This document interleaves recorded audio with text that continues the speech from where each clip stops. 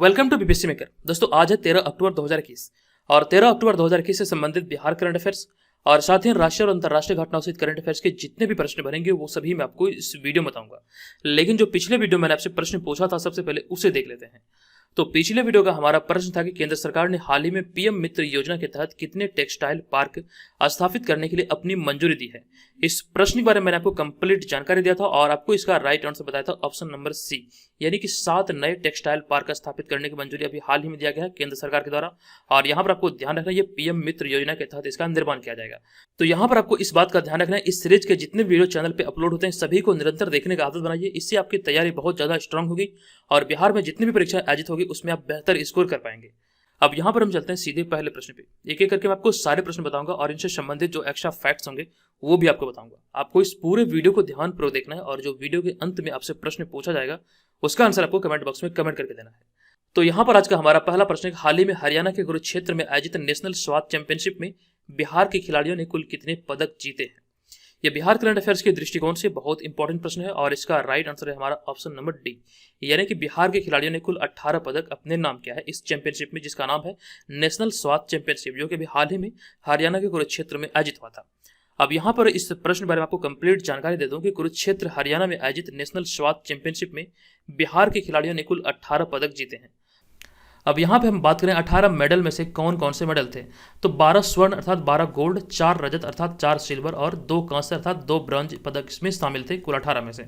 ये आपको यहाँ पर ध्यान रखना। और इस प्रतियोगिता में यानी कि नेशनल स्वाद चैंपियनशिप 2021 जो प्रतियोगिता आयोजित हुई, इस प्रतियोगिता में बिहार की टीम तीसरे स्थान पर रही, यानी कि मेडल तालिका के अनुसार हम देखें तो बिहार की टीम तीसरे स्थान पर रही। अब यहाँ पे मैंने कंप्लीट सूची ऐड किया 18 लोगों की जो भी मतलब यहाँ पे बिहार के लिए मेडल जीते हैं। आप चाहें तो इसको भी नोट कर सकते हैं क्योंकि यहाँ से भी प्रश्न बनने की संभावना है। हालांकि यहाँ पे मैं आपको नहीं बताने वाला हूँ, ये यहाँ पे नाम और उनका जो मतलब कह सकते हैं जो पदक है उसे यहाँ पे दर्शाया गया है। आप चाहें तो इसका यहाँ से नोट से लिख सकते हैं। अब यहाँ पर हम चलेंगे दूसरे प्रश्न पे। हमारा दूसरा प्रश्न होगा कि हाल ही में बिहार सरकार ने पुराने बिजली मीटर को हटाकर उसकी जगह स्मार्ट प्रीपेड मीटर लगाने का कार्य शुरू किया है। कितने महीने में इस कार्य को पूरा करने का लक्ष्य है। ये भी बहुत मतलब जोरों शोरों पे इसका कार्य चल रहा था, कुछ दिन पहले भी मतलब सर्वे हुआ था। तो यहाँ पर देखिए इस प्रश्न का जो राइट आंसर होगा ये होगा ऑप्शन नंबर सी, यानी कि 42 मतलब कि सप्ताह नहीं बल्कि 42 महीनों में इस कार्य को पूरा करने का लक्ष्य है बिहार सरकार का। अब यहाँ पर आपको इसके बारे में बता दूं कि हाल ही में बिहार के सभी घरों में लगे बिजली के मीटर बदलने का काम शुरू हुआ है और कई जगह पर ये बहुत तेजी से हो रहा है। और यहाँ पर ध्यान रखिएगा कि पुराने मीटर को हटाकर इसकी जगह पर स्मार्ट प्रीपेड मीटर लगाए जाएंगे। हालांकि पहले यह निर्णय जो लिया गया था, इससे पहले यह निर्णय जो था 2019 में ही लिया गया था ये निर्णय, लेकिन कार्य अब जाके स्टार्ट हुआ है।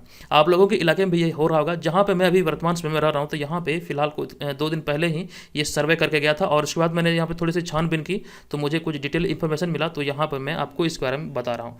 अब यहाँ पर जो इसी में इंपॉर्टेंट पॉइंट है वो यह है कि यह मीटर लगाने का काम साउथ बिहार और north Bihar power distribution company के साथ power finance corporation limited, rural electrification corporation और एनर्जी एफिशिएंसी सर्विसेज लिमिटेड करेगी। ये आपको ध्यान रखना और ये मतलब संयुक्त रूप से किया जाएगा और इस कार्य को अगले 42 महीने में पूरा करने का लक्ष्य है। ये आपको ध्यान रखना है। और साथ ही साथ इस परियोजना की जो कुल लागत है ये 1110 करोड़ रुपये है और इस राशि का 30% यानी कह सकते हैं 3330 करोड़ रुपये दोनों वितरण कंपनियां यानी कि साउथ बिहार और north Bihar power distribution NABARD से ऋण प्राप्त करेगी।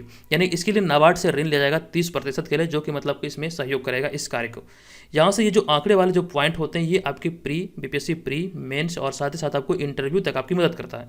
तो ये सारे छोटे छोटे फैक्ट हैं जो कि आपको एकदम से औरों से बेहतर बनाएगा। तो सभी चीज़ों का यहाँ से आप लोग नोट तैयार कीजिए। और यहाँ पर आपको वीडियो में आगे बढ़ने से पहले बता दूं कि हमारा जो ऐप अभी हाल ही में लॉन्च हुआ था बीपीएससी मेकर नाम से, इसी चैनल के नाम से है। तो इस ऐप को अभी तक लगभग 6000 से अधिक लोगों ने डाउनलोड किया है। और यहाँ पर आपको बता दूं कि जो लोग क्विज में पार्टिसिपेट करते थे, जो कि टेलीग्राम पे हमारा क्विज होता था डेली करंट अफेयर्स का, तो ऐप डाउनलोड करके एकदम से निःशुल्क उसका क्विज आप हमारे बीपीएससी मेकर ऐप पर दे सकते हैं। अब यहाँ पर हम चलेंगे अगले प्रश्न पे। हमारा अगला तीसरा प्रश्न होगा कि नई शिक्षा नीति को ध्यान में रखते हुए बिहार में किस स्तर पर एक नोडल क्लस्टर स्कूल बनेगा। तो देखिए इस प्रश्न का जो हमारा राइट आंसर ये है ऑप्शन नंबर सी, यानी कि पंचायत स्तर पर ये नोडल क्लस्टर स्कूल बनेगा और आपको यहाँ पर ध्यान रखना एक ही बनेगा। अब यहाँ पर आपको इस बारे में कंप्लीट जानकारी दे दूं कि नई शिक्षा नीति में सरकारी स्कूलों की शैक्षणिक व्यवस्था को सुदृढ़ करने के लिए हाल ही में व्यापक कार्य योजना प्रस्तुत की गई है। अब यहाँ पर बहुत सारे पॉइंट आपको याद रखने लायक है कि आए दिनों बहुत सारी रिपोर्ट ऐसी आई है जो कि बिहार की शिक्षा और स्वास्थ्य पर मतलब कि अंगुली उठाती है, यानी कि कह सकते हैं इस रिपोर्ट में ये बिहार जो है ये बहुत निचले पायदान पर है। और मैंने आपको कुछ दिन पहले ये भी बताया था कि जो मतलब कि एक रिपोर्ट जारी किया गया था नीति आयोग की तरफ से, तो उसमें मतलब कहा गया था कि प्रति 1 लाख आबादी पर मात्र 6 बेड बिहार में उपलब्ध हैं। और कुछ दिन पहले यहाँ पर मैंने एक प्रश्न आपको और भी बताया था। ये प्रश्न ये था कि बिहार में 100% साक्षरता का जो लक्ष्य निर्धारित किया गया राज्य सरकार के द्वारा, ये 2030 तक ये हासिल करने का लक्ष्य रखा गया है। बिहार की साक्षरता से बीपीएससी एग्जाम में कई बार प्रश्न पूछे गए हैं कि बिहार का साक्षरता प्रतिशत कितना है। यहाँ से कई सारे प्रश्न इस तरह से बने हैं, आप लोग प्रीवियस ईयर के जो क्वेश्चन होते हैं उसको देखेंगे तो समझ में आता होगा आप लोगों को। तो ये सारी चीजें याद रखने लायक है। और यहाँ पर देखिए हमने अगले पॉइंट में लिखा कि शिक्षा विभाग को 5 वर्ष के अंदर शिक्षा नीति में किए गए बदलाव को पूरी तरह से धरातल पर उतारने को कहा गया है। और नवीनतम जानकारी के अनुसार प्रत्येक पंचायत में एक नोडल क्लस्टर स्कूल बनेगा। और यहाँ पर एक कंडीशन यह है जो आप यहाँ पर अगले वाले पॉइंट में देखेंगे, जो कि पंचायत में जो सरकारी स्कूल सबसे बेहतर होगा उसी को ही नोडल क्लस्टर स्कूल बनाया जाएगा। पंचायत में जितने भी स्कूल होंगे तो उसमें से जो बेहतर होगा उसी मतलब कि स्कूल को नोडल क्लस्टर स्कूल बनाया जाएगा। और अगला पॉइंट यहाँ पे हमारा यह है कि नई शिक्षा नीति के अनुसार पंचायत में गठित होने वाले नोडल क्लस्टर स्कूल में प्रधानाध्यापक कमेटी के अध्यक्ष होंगे और विद्यालय में पढ़ने वाले बच्चों के अभिभावक कमेटी के सदस्य होंगे। ये तमाम चीजों की जानकारी यहाँ से आप लोग याद रखिए। अब यहाँ पर हम चलेंगे अगले प्रश्न पे। हमारा अगला प्रश्न होगा चौथा प्रश्न। यह प्रश्न के निम्नलिखित में से किसे हाल ही में आर्यभट्ट पुरस्कार से सम्मानित किया गया, अर्थात आर्यभट्ट पुरस्कार 2021 से हाल ही में किसे सम्मानित किया गया है। इस प्रश्न का हमारा राइट आंसर है ऑप्शन नंबर बी, यानी कि डॉक्टर जी सतीश रेड्डी इस प्रश्न का राइट आंसर होगा। अब यहाँ पर आपको इस प्रश्न बारे में बता दूं कि हाल ही में रक्षा अनुसंधान एवं विकास विभाग के सचिव और रक्षा अनुसंधान एवं विकास संगठन यानी कि डीआरडीओ के अध्यक्ष जी सतीश रेड्डी को एस्ट्रोनॉटिकल सोसाइटी ऑफ इंडिया यानी कि एएसआई द्वारा प्रतिष्ठित आर्यभट्ट पुरस्कार से सम्मानित किया गया है। ये 2021 का यह संस्करण था। ये आपको ध्यान रखना, अभी हाल ही में 2021 का आर्यभट्ट पुरस्कार डॉक्टर जी सतीश रेड्डी को दिया गया। अब यहाँ पर मैंने अगले पॉइंट में लिखा है कि एस्ट्रोनॉटिक्स को बढ़ावा देने में उनके उत्कृष्ट आजीवन योगदान के लिए उन्हें यह सम्मान से सम्मानित किया गया है। उन्हें यह सम्मान 9 अक्टूबर 2021 को यूआर राव सैटेलाइट केंद्र बेंगलोर में दिया गया। अब यहाँ पर हम चलेंगे अगले प्रश्न पे। हमारा अगला 5वां प्रश्न है कि निम्नलिखित में से किसने हाल ही में भारत के लिए अपनी state of the education report 2021 no teacher no class launch की है। इस मतलब की रिपोर्ट का नाम है नो टीचर नो क्लास। किसके द्वारा हाल ही में ये जारी किया गया। इस प्रश्न का हमारा राइट आंसर है ऑप्शन नंबर डी, यानी कि यूनिसेफ के द्वारा भी हाल ही में, यूनिसेफ नहीं बल्कि यूनेस्को के द्वारा भी हाल ही में ये जारी किया गया। तो ऑप्शन नंबर डी यहाँ पर इस प्रश्न का राइट आंसर होगा। अब यहाँ पर आपको इस बारे में बता दूं कि हाल ही में संयुक्त राष्ट्र शैक्षिक वैज्ञानिक और सांस्कृतिक संगठन यानी कि United Nations Educational Scientific and Cultural Organization अर्थात यूनेस्को ने भारत के लिए अपनी 2021 state of the education report जिसका नाम है no teacher no class launch किया है। ये आपको यहाँ पर ध्यान रखना और साथ ही साथ आपको यहाँ पर ये भी ध्यान रखना, ये state of the education report जो ये तीसरा संस्करण है, इसका तीसरा संस्करण है। और यहाँ पर इसी में आगे लिखा गया यह शिक्षकों, शिक्षण और शिक्षक शिक्षा के विषय पर केंद्रित है। ये आपको यहाँ से ध्यान रखना है। और पूरे भारत में स्कूलों में इंटरनेट की पहुंच 19% है। यानी कि इस रिपोर्ट के अनुसार हम देखें यहाँ पर तो इस रिपोर्ट में कहा गया है पूरे भारत में जो मतलब कि स्कूल हैं तो वहाँ पर स्कूलों में 19% इंटरनेट की ही पहुंच है। ये आपको ध्यान रखना है। और साथ ही साथ यहाँ पे मैंने 2 पॉइंट को ऐड किया है कि महिला शिक्षकों का उच्च अनुपात किस राज्य में है और साथ ही साथ महिला शिक्षकों का निम्न अनुपात किस राज्य में है। यहाँ पर ये दोनों पॉइंट इस रिपोर्ट में कहा गया था और भी इनसे संबंधित और भी कई सारी बातें इस रिपोर्ट में कही गई है जो कि ये सारे इंपॉर्टेंट थे। यहाँ पर मैंने इसीलिए इसको ऐड किया है।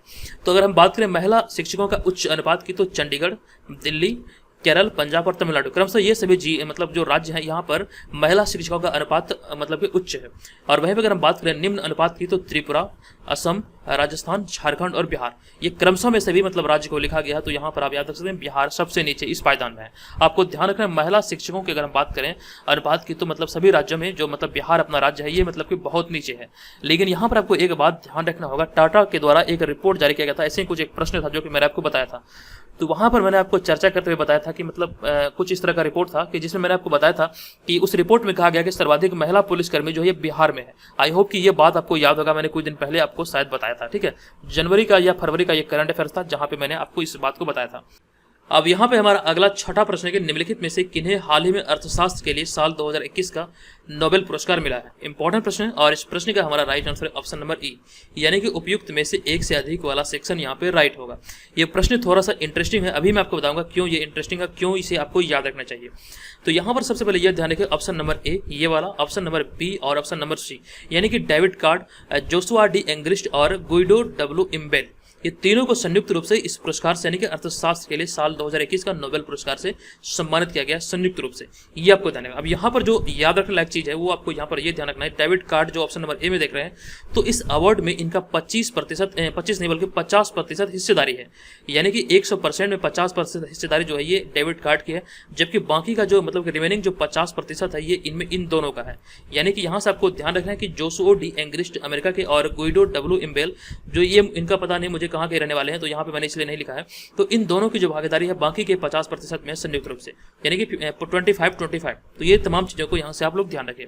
अब यहाँ पर आपको बता दूं कि हाल ही में अर्थशास्त्र के लिए साल 2021 का नोबेल पुरस्कार David card, Joshua D Angrist और गुइडो डब्ल्यू इम्बेल को दिया गया है। ये आपको ध्यान रखना है, जिसमें कि अगर बात करें अवार्ड का 50% हिस्सा डेविड कार्ड को मिला, जबकि अवार्ड का आधा 50% हिस्सा जोशुआ डी एंग्रिस्ट और गुइडो डब्ल्यू इम्बेल को संयुक्त रूप से दिया गया। अब यहाँ पे अवार्ड से संबंधित कुछ पॉइंट और है, जो कि डेविड कार्ड को श्रम अर्थशास्त्र में उनके योगदान के लिए यह सम्मान मिला है, जबकि अगर हम बात करें जोशुआ एंग्रिस्ट और गुइडो इम्बेस, यहाँ पे इम्बेस नहीं बल्कि इम्बेल होगा, तो गुइडो इम्बेल को प्राकृतिक प्रयोग से कारण और प्रभाव के बारे में सटीक निष्कर्ष निकालने के लिए पुरस्कृत किया गया था। दोनों को यहाँ पर याद रखना है, कोई दोनों कारण के लिए मतलब तीनों को सम्मानित किया गया। अब यहाँ पर देखिए मैंने अगले पॉइंट में लिखा कि पिछले साल यह पुरस्कार, क्योंकि यहाँ से भी प्रश्न बनते हैं जो चर्चे में होते हैं, आपको प्रीवियस वर्षों से भी पूछ ले जाते हैं, तो पिछले साल यह पुरस्कार किसे दिया गया था, तो इस पॉइंट को यहाँ पे मैंने ऐड कर दिया है। तो पिछले साल यह पुरस्कार जो मिला था स्टैनफोर्ड यूनिवर्सिटी के 2 अर्थशास्त्रियों, जिनमें कि पॉल आर मिलग्रॉम और साथ ही साथ रॉबर्ट वी विल्सन को दिया गया था। ये आपको यहाँ से याद रखना है। चलिए अब यहाँ पर हम चलेंगे अगले प्रश्न पे। यहाँ पर लेकिन उससे पहले आपको थोड़ी सी जानकारी एक बार पुनः दे दूं कि जो लोग ऑनलाइन बुक परचेज करने के इच्छुक होते हैं, जिनके आसपास कोई बुक स्टॉल नहीं होता और अच्छे बुक का अभाव होता है आसपास, तो ऐसे में जो मतलब आप लोग ऑनलाइन बुक परचेज करते हो तो इस वेबसाइट के थ्रू आप लोग बुक परचेज कर सकते हो। इस वेबसाइट का नाम है ABC जोन।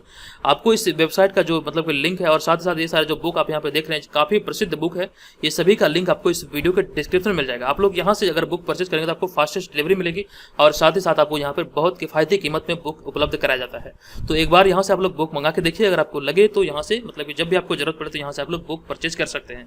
ये जो वेबसाइट है पूर्णतः बीपीएससी जैसे परीक्षाओं या फिर कह सकते हैं जितने भी परीक्षाएं आयोजित होती है, यानी कि कह सकते हैं पूर्ण रूप से ये स्टूडेंट पे ही आधारित है, यानी कि स्टूडेंट से संबंधित सारे सामग्री यहाँ पर आपको मिल जाएगा। तो एक बार इसे विजिट कीजिए और आप लोग बुक परचेज करने की इच्छुक है तो यहाँ से जरूर बुक परचेज कीजिए। चलिए अब यहाँ पर चलेंगे अगले प्रश्न पे। हमारा जो अगला प्रश्न होगा ये होगा 7वां प्रश्न। यह प्रश्न हाल ही में अंतर्राष्ट्रीय बालिका दिवस किस तिथि को मनाया जाता है। इस प्रश्न का हमारा राइट आंसर होगा ऑप्शन नंबर बी, यानी कि प्रत्येक वर्ष 11 अक्टूबर को अंतर्राष्ट्रीय बालिका दिवस मनाया जाता है। यहाँ पर आप देख सकते हैं प्रत्येक वर्ष अंतर्राष्ट्रीय बालिका दिवस 11 अक्टूबर को मनाया जाता है और इसे जो मनाने की शुरुआत हुई थी ये सन 2012 में किया गया था और तब से प्रतिवर्ष 11 अक्टूबर को यह दिवस प्रति वर्ष मनाया जाता है। ये आपको यहाँ से ध्यान रखना और साथ ही साथ यहाँ पर इस दिवस के उद्देश्य के बारे में लिखा गया है। यहाँ पर मैंने लिखा है कि इस दिवस को संयुक्त राष्ट्र द्वारा अंतर्राष्ट्रीय स्तर पर शिक्षा, पोषण, बाल विवाह, कानूनी और चिकित्सा अधिकारों के आसपास लड़कियों के सामने आने वाले मुद्दों के बारे में जागरूकता बढ़ाने के लिए मनाया जाता है। ये आपको ध्यान रखना और साथ ही साथ जो यहाँ पर इस दिवस का जो प्रमुख जो मतलब बिंदु है वो आपको यहाँ से ध्यान रखना है। इस वर्ष 2021 में अंतर्राष्ट्रीय बालिका दिवस का विषय अर्थात इसका थीम क्या है, ये आप लोग यहाँ से ध्यान रखिएगा। इसका थीम है डिजिटल पीढ़ी हमारी पीढ़ी। ये 2021 का अंतर्राष्ट्रीय बालिका दिवस का थीम है डिजिटल पीढ़ी हमारी पीढ़ी, ये ध्यान रखिए। अब यहाँ पर चलेंगे अगले प्रश्न पे। हमारा अगला प्रश्न होगा 8वां प्रश्न। यह प्रश्न के निम्नलिखित में से किस राज्य सरकार ने हाल ही में मिशन कवच कुंडल नामक एक विशेष कोविड टीकाकरण अभियान शुरू किया है। अभी हाल ही में यह अभियान को शुरू किया गया है महाराष्ट्र सरकार के द्वारा। ऑप्शन नंबर सी यहाँ पर इस प्रश्न का राइट आंसर होगा। आपको यहाँ पर बता दूं कि हाल ही में महाराष्ट्र सरकार ने प्रतिदिन 15 लाख लोगों को टीकाकृत करने के उद्देश्य से राज्य में मिशन कवच कुंडल नामक एक विशेष कोविड टीकाकरण अभियान शुरू किया है और यह सप्ताह भर चलने वाला अभियान 8 अक्टूबर से 14 अक्टूबर 2021 तक चला जाएगा। यहाँ पर ये तमाम चीजों को याद रखें और साथ ही साथ यहाँ पर महाराष्ट्र से संबंधित 2-4 प्रश्न और भी बने हैं जो कि रिसेंटली मैंने आपको बताया। कुछ प्रश्न उसमें से ये भी हैं जो कि मतलब मैंने आपको बताया था जीआई टैग से संबंधित है। अब यहाँ पे अगर हम बात करें जीआई टैग की, तो अभी हाल ही में महाराष्ट्र के 2 उत्पाद को जीआई टैग दिया गया, जिनमें कि एक प्याज था और एक चावल था। आपको यहाँ से ये संबंधित चीजों को याद रखना पड़ेगा। आप लोग जो नोट तैयार करते हैं अपने कॉपी में, तो इसका मतलब रिवीजन करते रहिए, ये आने वाले समय आपको बहुत ज्यादा हेल्प करेगा। और जो लोग हमारे पेड ग्रुप में ऑलरेडी ज्वाइन है तो वहाँ से आप लोग एकदम से अच्छी तरीके से तो कर ही रहे होंगे। अब चलिए यहाँ पर हम चलते हैं अगले प्रश्न पे। हमारा अगला प्रश्न होगा 9वां प्रश्न।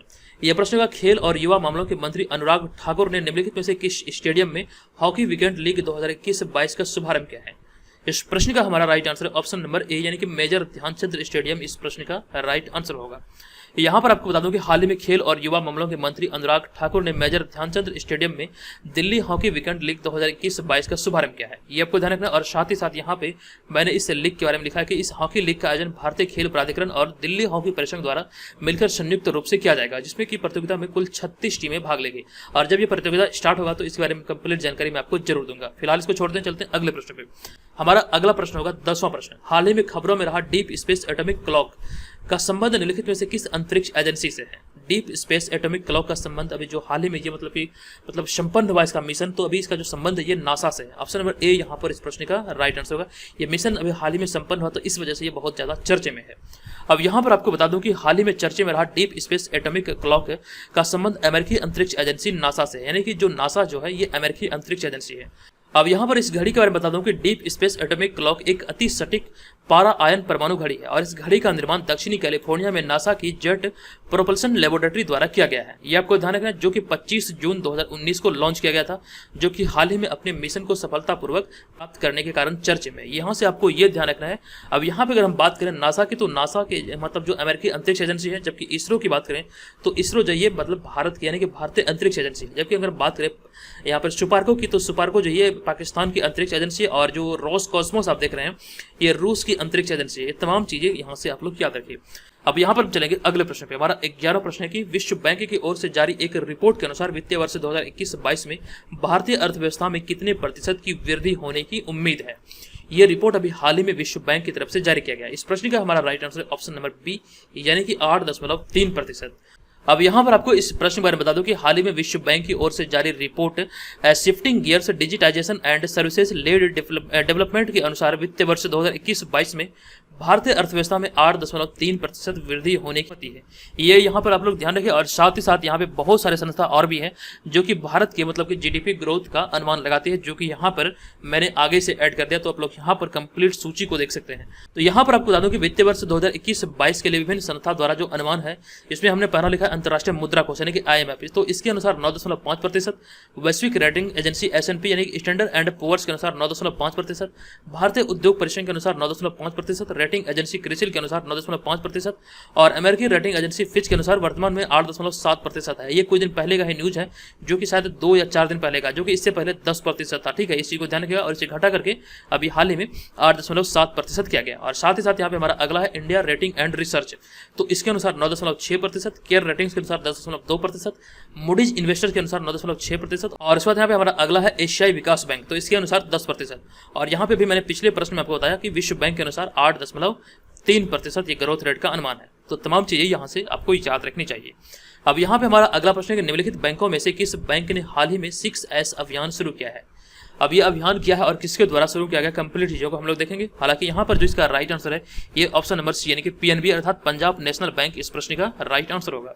आपको बता दूं कि पंजाब नेशनल बैंक ने 6S अभियान यानी कि 6S कैंपेन शुरू किया है और ये 6S अभियान विभिन्न योजनाएं और इस 6S अभियान में यहाँ पे में शब्द होगा तो में विभिन्न अभियान शामिल है, जिनमें कि 6S का जो अर्थ होगा स्वाभिमान, समृद्ध, संपर्क, शिखर, संकल्प और स्वागत, यानी कि सभी का जो मतलब अक्षर का जो स्टार्ट होता है, शब्द जो स्टार्ट होता है ये S अक्षर से शुरू होता है, इसीलिए इसे शॉर्ट में 6 अभियान इसे नाम दिया गया। ये आपको ध्यान रखना। और इसका उद्देश्य भारत में वित्तीय सेवाओं के विकास के लिए एक विशेष जागरूकता अभियान चलाना और साथ ही साथ ऋण वृद्धि में तेजी लाना है और साथ ही साथ सामाजिक सुरक्षा योजनाओं की पहुंच में सुधार करना और डिजिटल बैंकिंग को बढ़ावा देना ही इसका उद्देश्य है। ये सारी चीजें यहाँ से याद रखिए। अब यहाँ पर हम लोग चलते हैं आज के इस वीडियो के प्रश्न की ओर। आज के इस वीडियो का हमारा प्रश्न है कि हाल ही में 11 अक्टूबर 2021 को किस महान भारतीय स्वतंत्रता सेनानी और राजनेता की जयंती मनाई गई है? इसके बारे में कंप्लीट जानकारी मैंने आपको दिया था, बहुत सारे पॉइंट यहाँ से मैंने आपको बताए थे। देखते हैं कितने लोग यहाँ पर हमें इस प्रश्न का आंसर एकदम से विस्तार पूर्वक लिखते हैं कमेंट बॉक्स में। तो जो लोग भी यहाँ पर लिखेंगे विस्तार पूर्वक से लिखेंगे। और साथ ही साथ यहाँ पे बता दूं कि जो लोग घर बैठे एग्जाम की तैयारी में लगे, चाहे वो BPSC एग्जाम हो, चाहे वो CRPO एग्जाम हो, तो यहाँ पर आप हमारे ऐप को डाउनलोड करके तैयारी को बेहतर तरीके से कर सकते हैं और ऑनलाइन टेस्ट में भाग ले सकते हैं। और साथ ही साथ यहाँ पर आप जानेंगे कि और भी प्रतिभागी जो इसमें शामिल है उसमें आपके रैंक क्या है, आपका स्कोर क्या आता है और आप अगले एग्जाम को लेकर के कितने प्रिपेयर हैं, यहाँ से तमाम चीजें आप लोग जान पाएंगे। तो दोस्तों आज के इस वीडियो में इतना ही, मिलेंगे नेक्स्ट वीडियो में, तब तक के लिए धन्यवाद, जय हिंद।